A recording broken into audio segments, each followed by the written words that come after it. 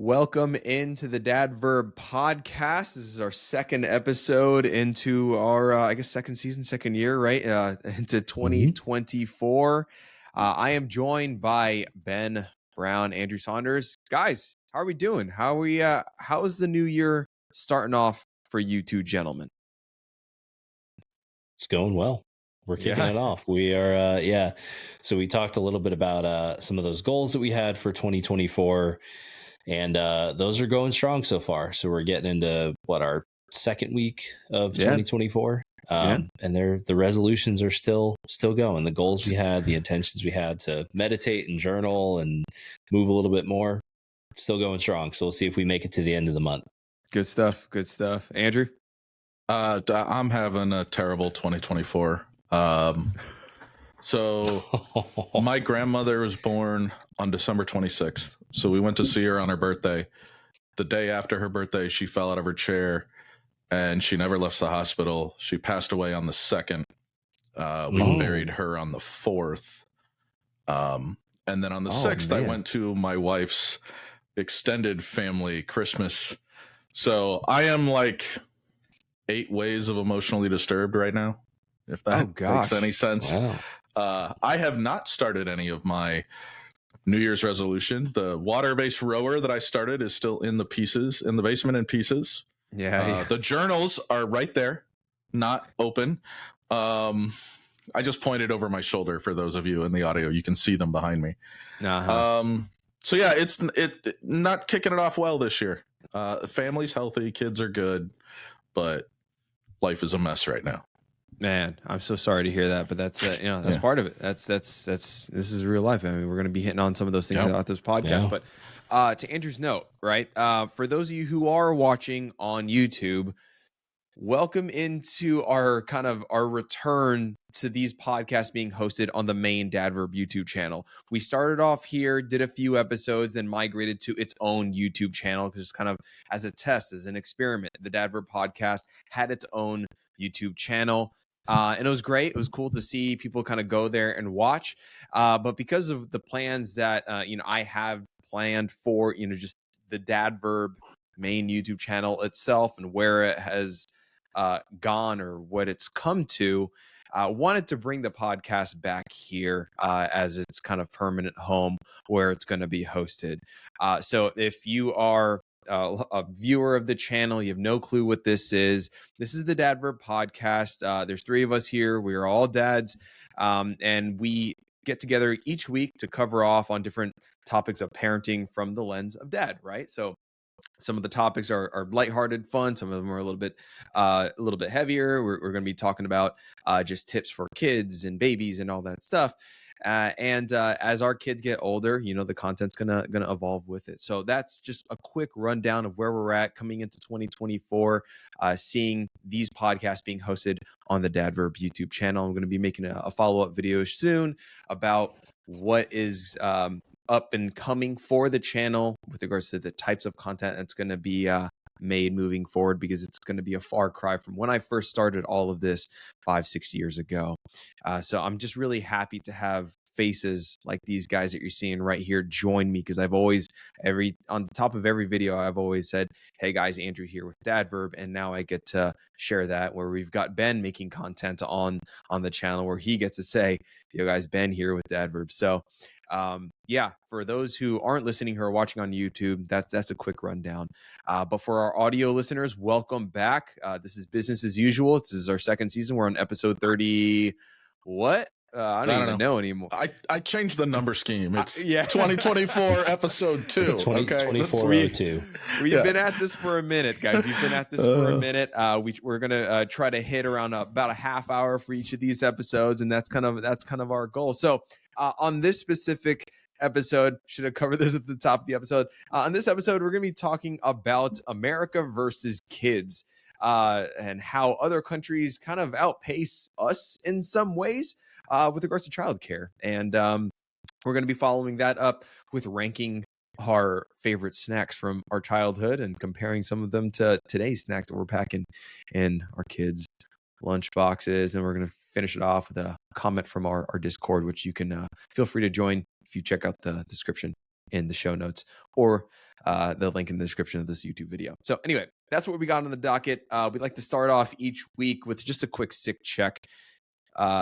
Because it's a miracle that anyone can actually stay healthy, especially just this period of during this holiday season. But sick check, everyone. I unbelievably, knock on wood, we've actually been healthy throughout December, early January. I'm in shock. How are you guys doing? How are the kids? Are they actually healthy? We're healthy. No Yes? sick kids in this house. I mean, knock on wood, but no, we're still good. I'm gonna knock while I say this. My 9-month-old hasn't had a real cold yet, and the 23-month-old has not been sick yet. So she has not had more than a dry cough, which either speaks to the greatness of my immune system, I bet or it's that. that she's just really chewing on enough dog toys to get those antibodies built up really good. Yeah, it's you and your family. You've got some sort of immune something that is just so strong compared to ours. Because they should study me. Yeah, like you yourself, you don't get scientific sick. Experiments. Yeah, I don't. So my mom used to say she knew when I was sick if I was throwing up. So if I'm vomiting, that's when I'm sick. If I'm not vomiting, you don't get colds. No. Like I'll occasionally get the stuffy nose, like sinusy things, but it's usually for about 2 weeks in spring and 2 weeks in fall. And I think there's just one type of pollen that really hits me, and then I'm over it. And frankly, I just suck down a bunch of Afrin and move on with my day. So, man, I wish I was you. Ben, what about you, man? How's your family holding up? Everybody's good, but we've been in and out of colds all through kind of the holiday season. So, my daughter, I think I said in either the last episode or an episode before that she had an ear infection. That turned into a double ear infection, which then we think may have gone away through multiple types of antibiotics. And then she got sick again almost immediately. Yeah, came right back. So now we're finishing up a round of Augmentin to hopefully knock that one out. And that should be it. She's the only one right now that's on any sort of no, I lied. My wife is also on an antibiotic because I think she has an ear infection too. Oh no. But I'm doing okay. You're good. Okay. I'm good. Okay. I mean, I would say that gives us a week of health. I think that's one for the records right there. To be fair, when I was a kid, I did have chronic ear infections to the point where they put tubes in my ears. And it's a common thing. A lot of kids. Yeah, a lot of kids to this day. I'll get one and I'll be like, oh, I got an ear infection. And then it's like, okay, I move on. And I really don't even notice them until like true pain starts. Cause it's like, yep, this is a thing that happens in my life. So anyway. Well, so the first topic here, it's a conversation starter that really kind of fired off when I stumbled across an article on Business Insider. And it was a really intriguing headline on the Instagram for it, and it says it takes a village to raise a child, but America burned down the village. And that was just like that. I know. The hell of a tagline. I know, right? Sensational. And then the actual sensational. The actual title for this article is "Why America Hates Its Children." And then kids are worse off in America than any other rich country. It's by design. And while this, kind of really is a deep dive on like all the problems of like America versus Sweden and America versus Japan and America versus, there are pros and cons to everything, but there are some fun things to not fun things, but there's some interesting things to dissect out of this. And the way it really kicks off was the author of this article was talking about how she was in Greece once.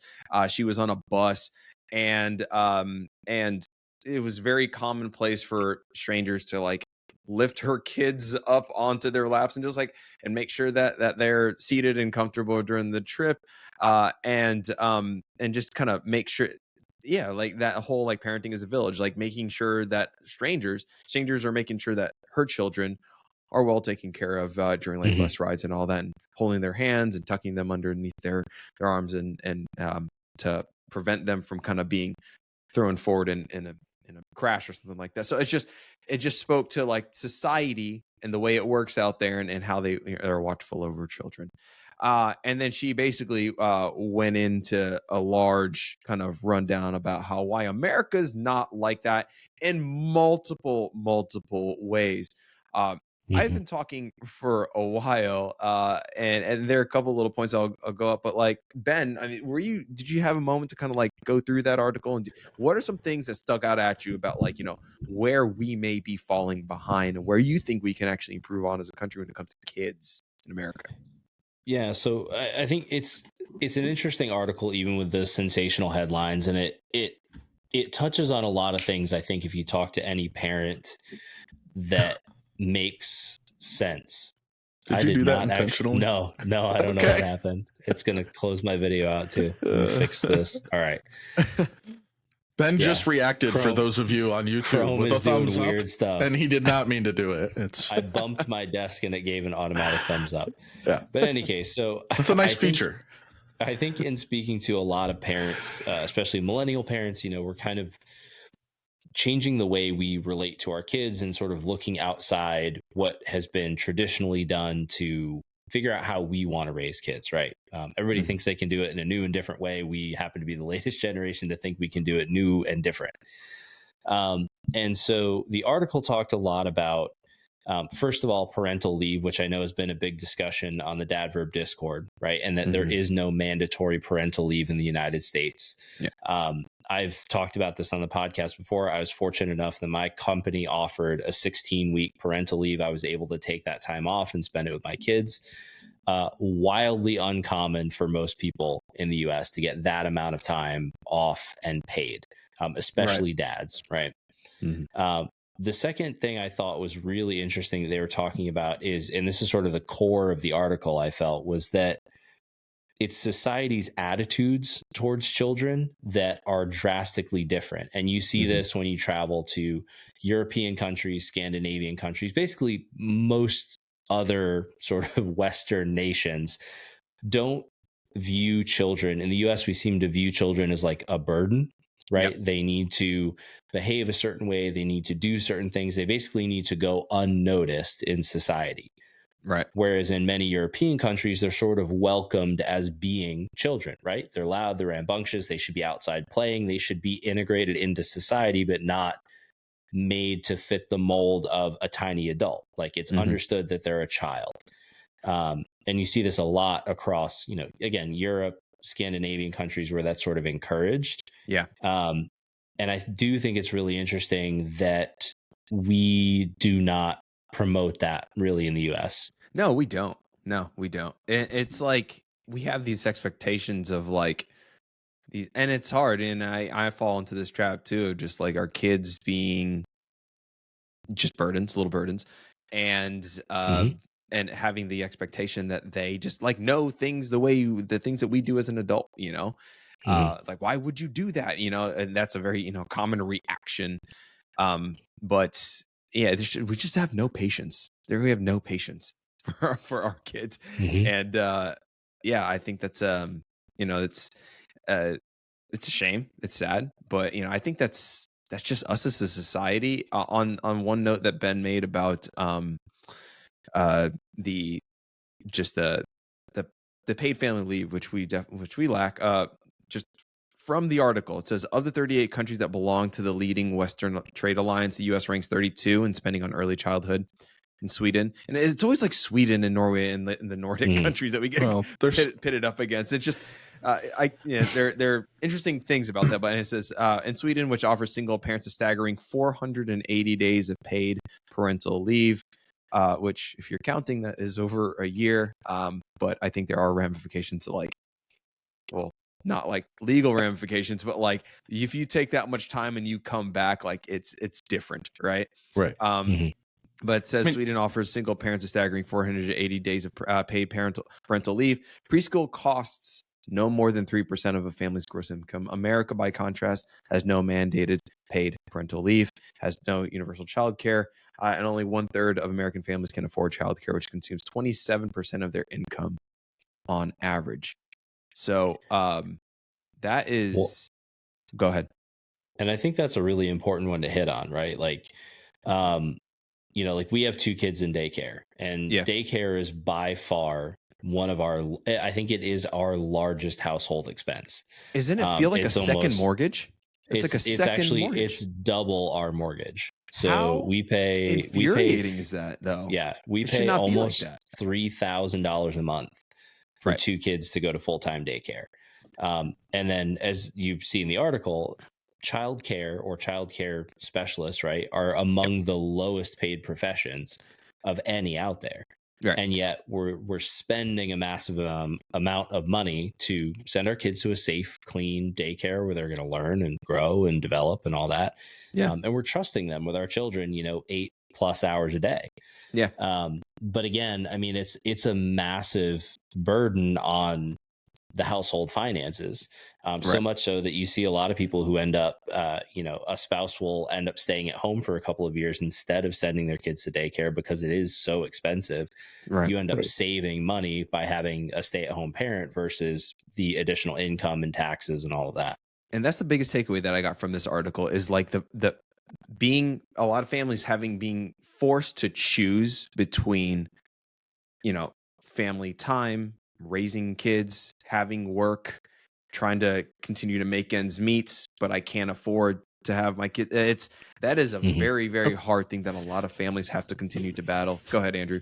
Well, so this frustrates me to no end when we compare the United States to like Sweden or Norway or Finland or Denmark, right? That have a population of 0. For starters, right? Like the entire population of Norway lives, for them, 90% in a spot. It's tiny, right? It's like 1 million people, and it's basically the size of New York City at the end of the island. And then they're paying upwards of 55% income tax to the government. Like, I mean, if for every dollar you made, if you only got 45 cents, I think you'd be really upset. And so the numbers work. Yeah. If you're in like New York City or you're in San Francisco, right? If you're in these very dense urban populations or spots where you can actually drive from one end to the other in a couple hours. But the closest hospital to me is 10 minutes away by car. The closest tier 1 emergency room is an hour away by car. Like there is no ability for them to put a hospital close enough for me at the price point without my tax rate being 75 cents on every dollar. Right. And so go ahead. Well, it's frustrating. The hard part about these kinds of conversations is it's very hard to like toe the line of like what's frustrating, what's not, and what's working and all that without it going into like a political realm where it's just like, well, policy states and we have to vote in blah blah blah. Like, and I don't want to get into that, right? No. But if we were to just like highlight on like the frustrations of like what we could be doing better, not like so like. I get it in comparison to other countries and just like the tax implications and all that stuff. That's a whole different thing. But if we're just to hone in on just the frustrations of, parents being forced to make those decisions and having something so simple that should be something so simple eat up a quarter of their income, or to Ben's point, having it cost more than your mortgage, that doesn't seem right. It doesn't, but the counter argument, right, or the piece that I think is being left out of there is it's eating up a quarter of your income because 15 to 20% of your income isn't going to the government to provide those services, right?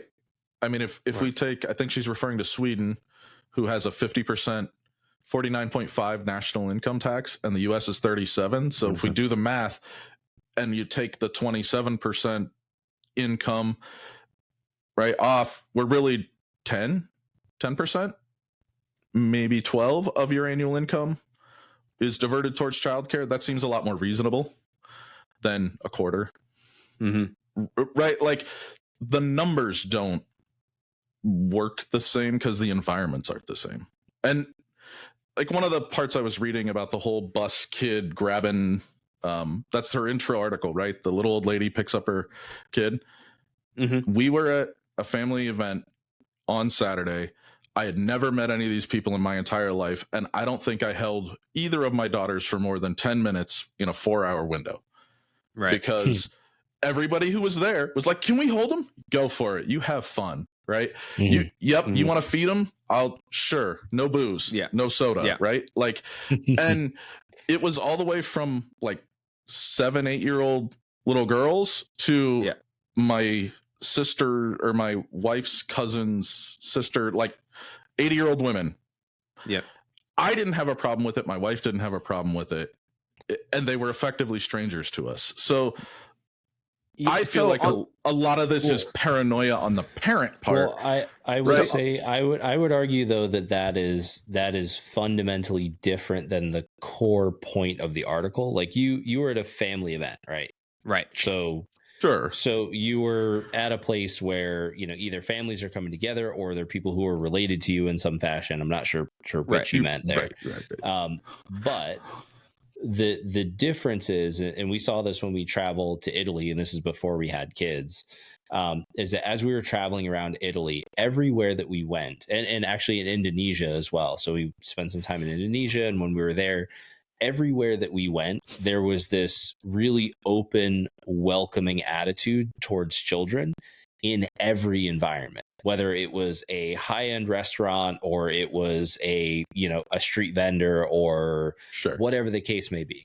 Yeah. And so I think as a society, we have a challenging time with kids behaving as kids. Because, like, I mean, even as we know, like, I have super well-behaved kids, but they're still children. They're going to have outbursts. They're going to have meltdowns. They're going to lose it every now and then. Yeah. And a lot of times when you see that happen, either everybody sort of leaves that parent alone because they're like, oh, I don't want to get involved in that. You know, like there's no one kind of patting them on the back and saying like, hey, we know this is a tough situation, but like, you've got this, giving them some encouragement, something to say, you're still welcome here, even though your child is having this experience, right? They're melting down, they're having an issue. And so I think that's where I see the challenge in our society. Not that it's patient with kids, right? Being just patient with kids, being because kids now allowing them in adult spaces. Like, how many times am I going to have to read? And she even says this in the article too. How many times am I going to have to read about like parents getting super mad about like kids on airplanes? Now it's like, yeah, we travel with children. That's just life. That's how it is. But now it's just like there's an actual argument about like, no, you shouldn't be traveling with kids. If you have kids, don't travel. Don't get on an airplane. It's like, that's not reasonable. That's exactly how I was raised. I was not allowed on an airplane if I was going to throw a fit, or like, that's how I was raised. That was completely inappropriate to throw that kind of tantrum or be that kind of kid on a plane. Kids, like, but that's the thing. At that age, though, especially those toddler ages, like it's not like you can control that. I think that's what it is. It's like we do not have the capacity to relate to their emotions until they're like 7. Right. And I think the whole point of this is that the whole point of this article is just that, like, at 2 years old, we have the expectation that they can control emotions like that. They should be able to, when they simply cannot. And we as a society are impatient with that and just have been disassociated from that, like, understanding of a 2-year-old can't manage their emotions. Right. They're going to have outbursts. We should all be patient with it because we've all been there. That's just how it is. And I think that's Saunders, the whole point of it. Saunders, to what you were saying, I think there is a line, right? There is a learn to be present in society, right? Learn the rules of the road, all that stuff. And I agree with that. I think there is an aspect to having a child in those spaces to learn how to be in those spaces, right? To see the example of how we behave in a restaurant, a theater, whatever. Like, that is a part of learning to be a part of society, right? You don't get to do whatever you want all the time. Right. Where we lose it, I think, is I don't know if you guys saw this article that came out a few weeks ago, a couple months ago, in Blue Ridge, Georgia, not too far from us, a couple hours away. There's a restaurant that has a $50 surcharge created by the owner, and it's called a bad parenting fee. So if you go to this restaurant and if your kid, but I'm saying, like, if your kid Literally. So, but the bad parenting fee they've shown, they're like, our kid just got tired and like threw a tantrum. Like there's not a lot that we can do about that other than he's hungry, he's tired. We did the best we could. But your kids aren't, they're like, our kid was not running around screaming in the restaurant. They weren't throwing things. They weren't even like leaving the table. And they got charged a bad parenting fee for a kid just behaving as a child, right? Just losing it in a restaurant. But the fee isn't against the kid. The fee is against the parent not recognizing that it was time for you and your child who was tired to leave the public place where the tantrum was going to be thrown when it occurred. Like so I have a very specific memory of being in Washington, D.C., and I don't know how old I was, but I was old enough to be sitting at a table and ordering at a restaurant. And either I or my sister threw a fit, and we were in the hotel restaurant, and we went back to the room, and my sister and I did not eat dinner, and mom and dad's plates got brought upstairs to room service. And that was a very clear message in my childhood of, you do not throw fits in restaurants. That is not acceptable. Right. And I get it. My 2-year-old throws fits, right? But you know where she doesn't throw fits?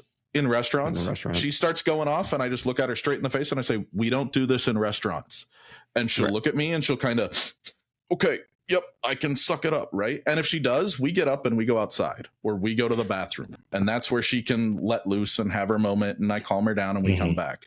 But that's on me as a parent. I'm not expecting her to have that knowledge and those abilities. And I think one of the things that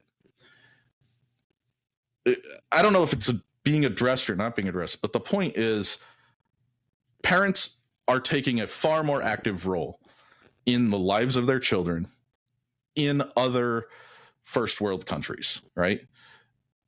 Much more than American parents as social media and the world is presenting them. And from my experience, it's a lot more, the lack of parenting is far more prolific in larger cities. Like in Salt Lake City, there were far more times when I was at a restaurant and there was a kid losing it than I have seen since I'm now in Eastern Iowa, where there aren't a million people within 500 square miles, right? The parents just keep track of their kids better. Right. And I think that's the point of the rule in the restaurant, right? Yeah. Is if you're not going to parent, I mean, it's funny because every game store I walk into says, if you don't keep track of your kids, we will teach them a collectible card game, right? And like gotta be Pokemon. Okay, wait, hold on. So here's the thing though. So, and I don't want people to understand like where I don't like let my kids freak out on an airplane or at a restaurant and be like, and you guys should be understanding of this and patient of it. Like, no, of course. You know, if they're going to be a distraction or whatever, I'm going to do my best to either go into the bathroom and, calm them down or take them out of that situation. So they're not a nuisance, a burden to society. Right. But here's the thing. I think when in the past, if there's a kid having some sort of a meltdown or whatever, there's a society that now currently just looks around and is like, get your kid under control. What the hell's the matter with you? Right. Whereas I think in a previous time, other parents may have come up, taken a knee, like, how can I help? What's going on? Anything like that. Right. Where there's more lending hands. Now it seems more like isolation. Like you are in your own boat. And that goes like so much. I mean, I felt like so free when I was a kid. I would go out and I would like build forts and I would go out and like, now today we live in a very safe neighborhood. Like sometimes, like, I don't know, as a society, we just don't feel like we can let our kids go out and play because everyone's a pedophile and they're going to get taken and raped. Like that is so sad that like, that's the climate now. That's the climate. Like what you're exposed to. No one has each other's back anymore. Everyone's in danger and everyone's on their own. So you take care of it. And that's what is so frustrating. Yeah. The other piece you're talking about where people don't walk up and like help you with your kids is because I think in a lot of ways we all got used to getting sued by everyone else, right? If I sit down, my kid, you don't talk to him that way. It's mine, right? And it's like, and it's like, well, you know what? I'm guessing this 50-year-old grandmother knows way more about rearing a child than I do, right? Because she's probably got 5 kids of her own and a half a dozen grandkids. Like, even if I don't like her advice, there might be a nugget of wisdom in there somewhere. Well, guys, this is it was a long article that went through a lot of different pathways, and we went through a lot of different pathways. But if you want to go ahead and read that and share your thoughts on what you took away from the article, it's really interesting. Whether and again, it could get very political very, very quickly, but the core, like where you stand on that, let us know. And we're happy to read that out. So if we were going to go into a lighter note, though, talking about I want to rank our favorite kids snacks from our childhood. Now, I was thinking about this because we've been packing, Henry's lunches and all that stuff. I mean, Andrew, not yet, but soon, you're going to be packing daughter's lunches and sending them off to school and all that stuff. But thinking about your favorite kids snacks, for Henry, it's goldfish and applesauce, and it's blah. It's disgusting. Those are the worst. It's the worst. What are the best from, we're kind of like all 90s kids ish. Growing ish, up. thanks. And I know I'm the ish. But if you were to rank your favorite snacks growing up, give me 2 of your top favorites. Dr. Pepper bubblegum. I've actually never had that. Really? Dr. Pepper bubblegum was a Bubblicious style piece of bubblegum with Dr. Pepper syrup in it like a gusher. And you would bite into it, and the cherry, like syrupy whatever, would just gusher into your mouth. And it was, I mean, the gum was terrible after that, but just that initial, this was before gushers existed. Okay. Gushers were not a thing. Oh man. So it was that gushers one. Were good. Okay. That's my number gushers one. Are fantastic. Yeah. I got a couple good number 2s, but we'll go. Are we going around or we just, okay. Yeah. We'll go around. I'll go second. Dunkaroos was a thing back in the day, and they're basically like these little graham cracker type things, and you would dip them into this dip, which is basically just a cake icing. Do you remember when those came out, or were those always a thing in your life? I was always okay. I was growing up in New Jersey, New York, New Jersey, 90s. Yeah, it was. I don't know. That's when I had them. I remember the first Dunkaroos commercial. Oh, with the kangaroo. Yep. Yeah, I have like a lot of weird 90s throwback things on my Instagram. I guess we're that age now where we have like radio stations dedicated to the music we liked when we were kids. But 30-year-old classic rock. Yep. Nickelback is not classic rock. I just rediscovered Dunkaroos too, because apparently they like sell them again. I was like, what? And I had them, and they don't hold up like they used to in my head. But in my head, they were the GOAT. They were amazing. And I would just eat the graham crackers, and then I would just like, with my index finger, just scoop out all the icing and just wolf it down. You couldn't eat them because the cracker would break, right? You couldn't actually dunk them. It was weak. Yeah. Anyway, all right, Ben. Oh gosh, probably one of my favorite. It's kind of a snack, but it was the Kool-Aid bursts.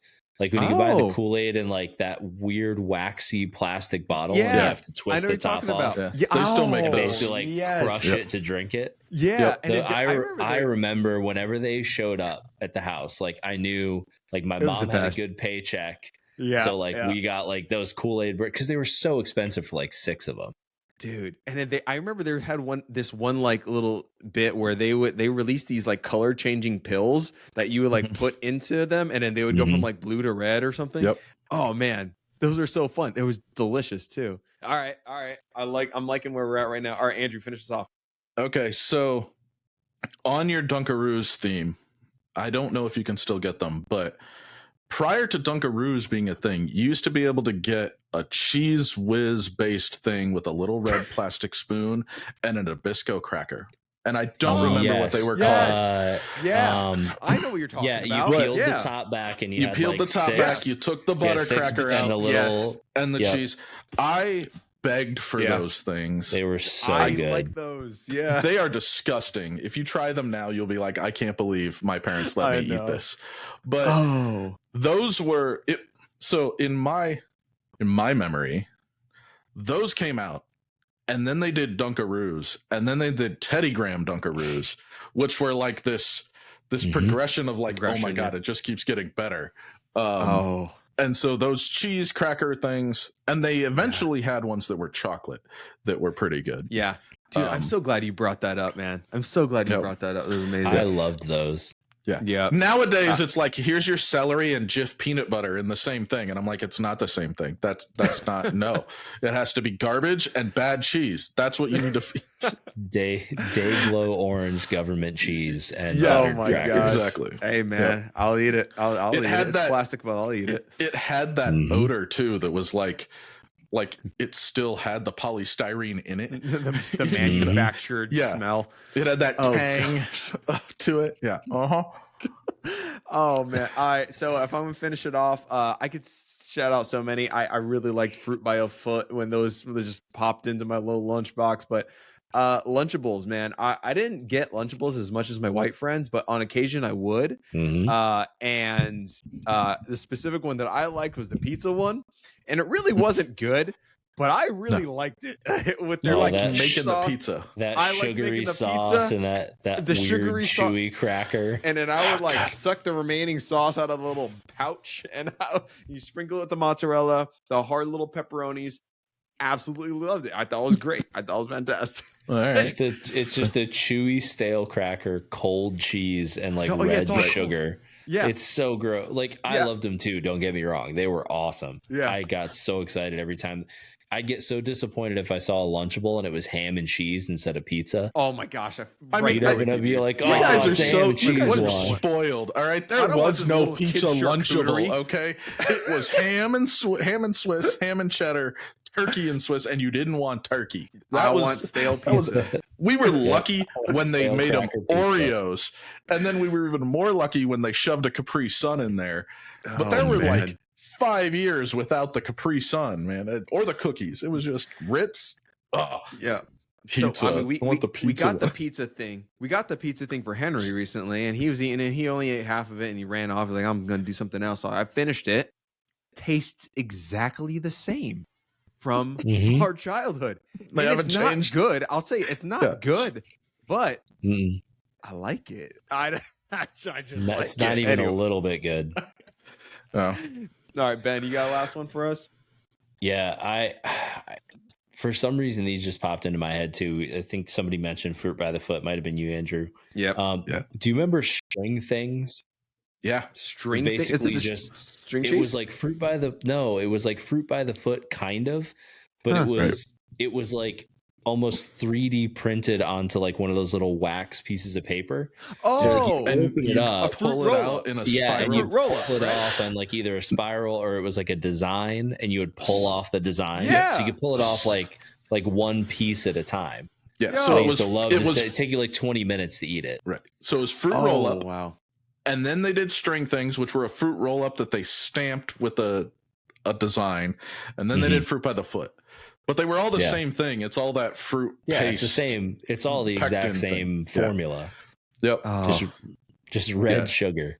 And you used to pick out, you wanted like the Ninja Turtle ones so you could pick the right scene. And if you started wrong, you'd screw up the whole scene, and then you just roll it into a ball and eat it as one giant chunk.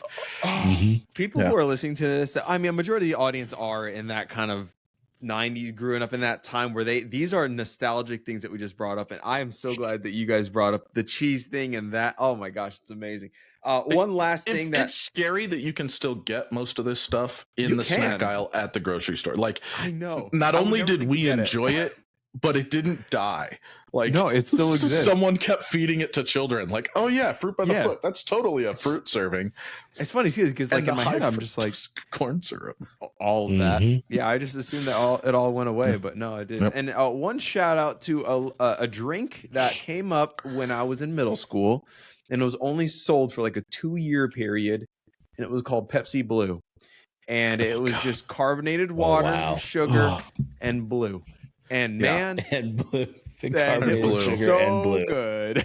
It was just blue number 4 or whatever the dye is. Oh, and God. Man, it was carbonated toilet bowl water. That's what it looked like. It really does look like toilet bowl delicious cleaner. Toilet bowl water. It was it literally did look like that. It looked like a freaking Lysol thing just got snapped in there and just. All right. But anyway, bonus round. Favorite nostalgic drink. I'm gonna go with Sobe Life Water.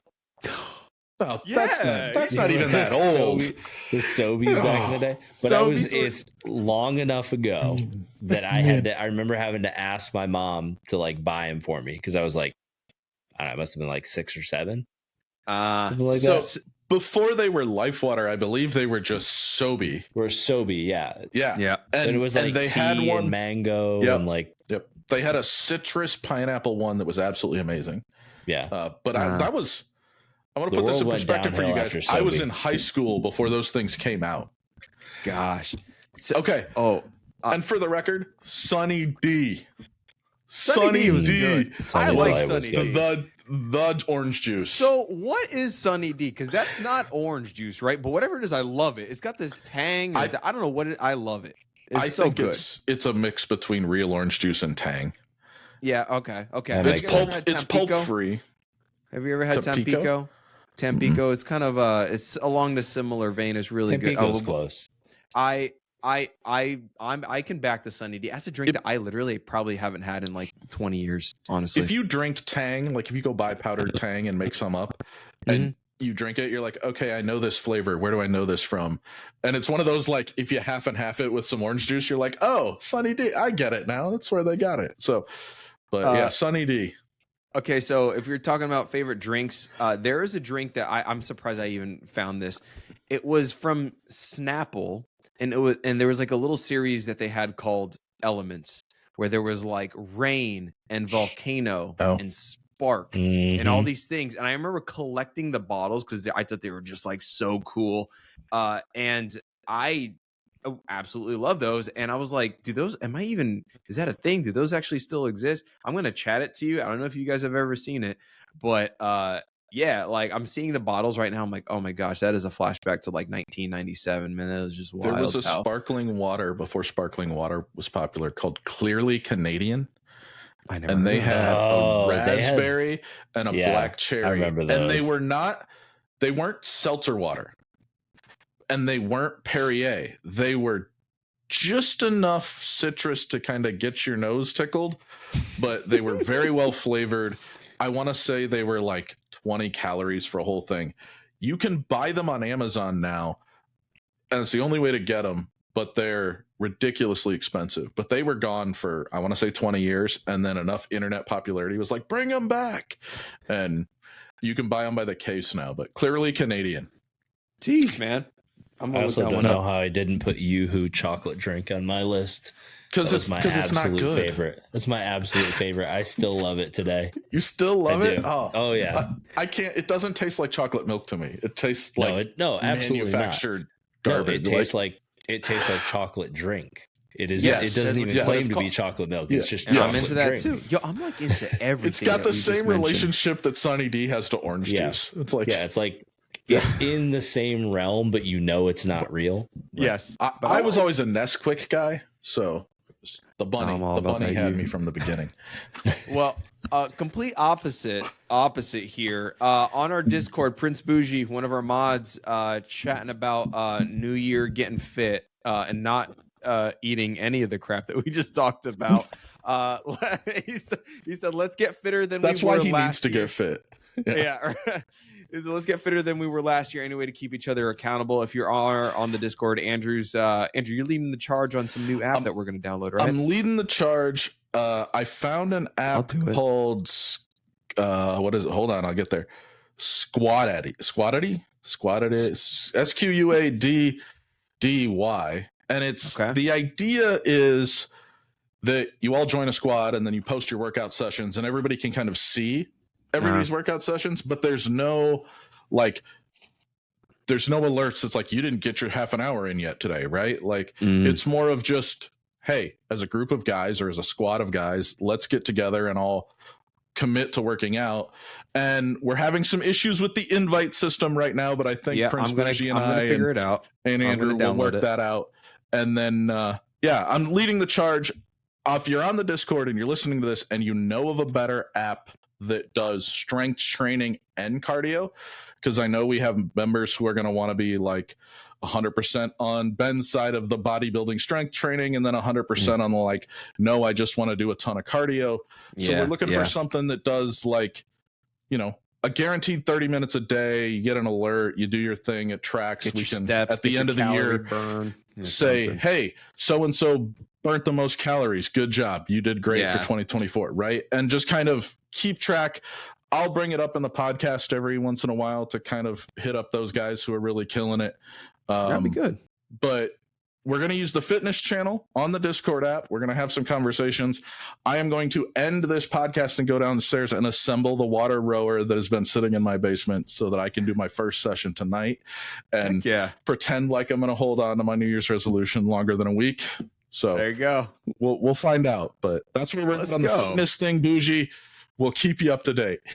All right. Bougie, Prince Bougie, or Ahmad. There you go. There's your answer. That'll do it for this week's episode of the Dad Verb Podcast, guys. Again, check out the links down in the show notes or the description of the YouTube video if that's where you're watching. Once again, all these are going to be hosted on the Dad Verb YouTube channel, the normal Dad Verb YouTube channel moving forward, in addition to the reviews and all the stuff that we will be normally making. And of course, you can visit dadverb.com for courses from pregnancy up through year 1 of fatherhood, if that's the stage of life that you're at. As always, thanks for listening. We'll catch you on the next one. Peace.